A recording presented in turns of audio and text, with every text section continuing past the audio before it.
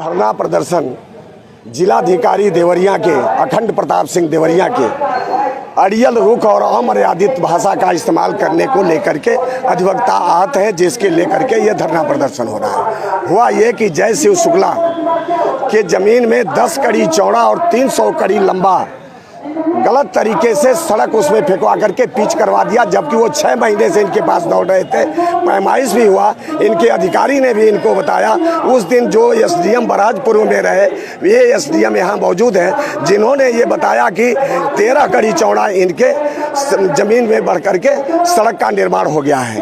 उनसे कहा गया, इसी पर उन्होंने आपा खो दिया। उन्होंने कहा कि जल्दी बाहर निकल जाइए नए चैम्बर से और चले जाइए, मैं कुछ नहीं कर सकता हूँ। यह कहते उन्होंने कहा, हमारे अधिवक्ता बंधु ने एक ने कहा कि आप पहले अमर्यादित भाषा का प्रयोग मत करिए, सामान्य तरीके से बात करिए।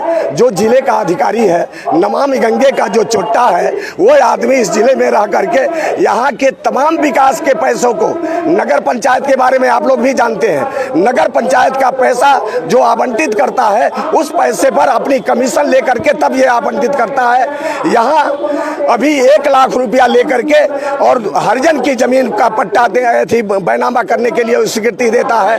50,000 रुपया जो वरासत है बंदूक का, उसके बेटे को जो मिलना है, उसमें 50,000 लेकर के ये करता है। और आपसे बता दें कि यहाँ जो गौवध निवारण अधिनियम में और NDPS एक्ट में जो गाड़ियाँ बंद हैं, उन गाड़ियों को भी 1-1 लाख रुपया लेकर के उसमें कम रस्म लगा करके ये उसको आदेश पारित करता है और उनको देता है।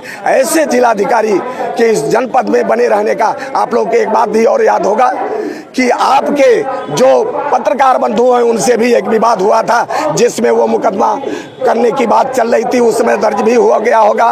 उस पर भी यह आदमी आप लोगों से अमर्यादित भाषा का प्रयोग करता है, अधिवक्ताओं से भाषा का प्रयोग करता है इस तरीके का, तो जनता शिक्षा का कैसे न्याय मिलेगा? हम ये कहना चाहते हैं। कब तक आंदोलन चलेगा? ये अनवरत चलेगा जब तक ये इसका स्थानांतरण नहीं हो जाता। आपको पता होगा कि एक दिव्यांग लड़का गया था अपनी गुहार लगाने, न्याय मांगने, उसको कहा कि भाग जाओ इसमें से, नहीं तो इतना पिटवाएंगे कि तुम्हारा दिमाग ठीक हो जाएगा। जो अधिकारी हैं उनकी सत्ता में काफी मजबूत पकड़ है, कैसे हटाएंगे आप उनको? ये सत्ता में काफी मजबूत होते हुए, लेकिन उनका जनाधार जो खिसक रहा है इसके कार्यकलाप से, उसको देखना चाहिए कि जिलाधिकारी के यदि उनके पक्ष में रह करके कोई कार्य करेगा, उससे करना पड़ेगा।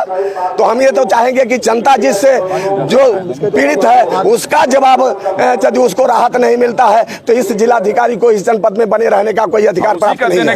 और उसी का देन है कि तमाम कई विधानसभाएं हारे हैं, और जो इसमें परिणाम आया है वो परिणाम और भी अच्छा हुआ होता यदि यह आदमी सही तरीके से जनता के हितों का कार्य किया होता।